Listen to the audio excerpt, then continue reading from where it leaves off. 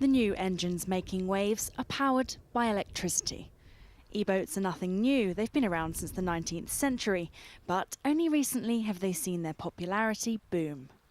In fact, according to a recent report by ID TechX, the market for hybrid and electric vessels could be worth $20 billion by 2027. It's a kind of very efficient design, but also you've got the weight in the right place because the batteries give you that. Gillian has been working with electric boats for 30 years.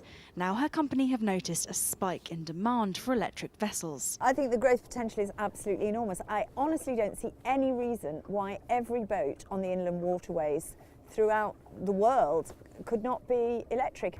This open-launch E-boatique's British-built Windermere 27 can travel at the speed limit here, 8 kilometres an hour, for around 8 hours on a single charge. And as you can hear, it's virtually silent. At the London Boat Show, the industry's potential wasn't overlooked. Torqeedo entered the market in 2006 with the stated ambition to build the best electric engines for leisure boats in the world. They say their most promising markets are in the US, Asia and mid-Europe. You do not need petrol or diesel anymore. We have a reasonable chance to run our boats in the future on a zero emission basis. No? And honestly speaking, but this is not just my point of view, there are not too many reasons left today to buy a combusted outboard engine. British Marine is the membership organisation for the UK leisure, superyacht and commercial industry. It's less optimistic about an all-electric future. As the London Boat Show quite clearly demonstrates, I think there's a different boat for everybody. And I think what will happen is that, as we've seen with cars and other forms of transport, boats will become more efficient, they'll become more fuel efficient, they'll become more environmentally efficient, but I can't see there ever being a situation where you only have electric boats.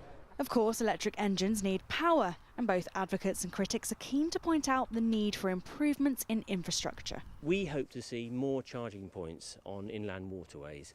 That is the one thing that's inhibiting people travelling long distances. At the moment, really, if you have an electric boat, you need a mooring with a power point, or you need to be able to borrow somebody's power point on the way on your travels. And in that respect, the UK has some catching up to do. Europe is well ahead of us, and whole waterways have been declared electric only. Some of the Swiss and Austrian lakes are either electric only or very small petrol engines, and Holland has also been ahead of that. So we're probably slower, but there's still a large number of boats. So while the UK makes headway, the tide could be turning for the electric boat industry. Jessica Omery for CCTV.